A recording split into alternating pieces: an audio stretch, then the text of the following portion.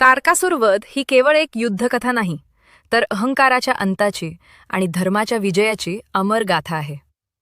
पुराणकथेनुसार तारकासूर हा एक अत्यंत पराक्रमी असुर होता. त्याने ब्रह्मदेवांची कठोर तपस्या केली आणि वरदान मागितलं. माझा वध फक्त शिवपुत्राच्याच हातून होईल. तारकासुराला माहीत होतं, भगवान शिव तपस्वी आहेत, वैरागी आहेत. त्यांना विवाहाची इच्छा नाही.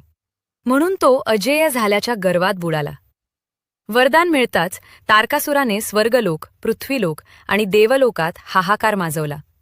देव, ऋषी, मुनी सगळे त्रस्त झाले.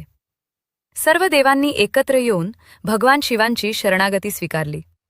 शिवांनी माता पार्वतीशी विवाह केला आणि शिवपार्वतीपासून जन्म झाला भगवान कार्तिकेयांचा, ज्यांना आपण स्कंद, मुरुगन, कुमारस्वामी म्हणूनही ओळखतो. देवसेनेचे सेनापती म्हणून कार्तिकेयांनी तारकासुरावर आक्रमण केलं. भयानक युद्ध झालं. पर्वत हलले, आकाश गडगडलं, पृथ्वी थरथरली. अखेर भगवान कार्तिकेयांच्या दिव्य शक्तीसमोर तारकासुराचा अहंकार तुटला. एका प्रचंड आघातात तारकासुराचा वध झाला आणि धर्माचा विजय झाला.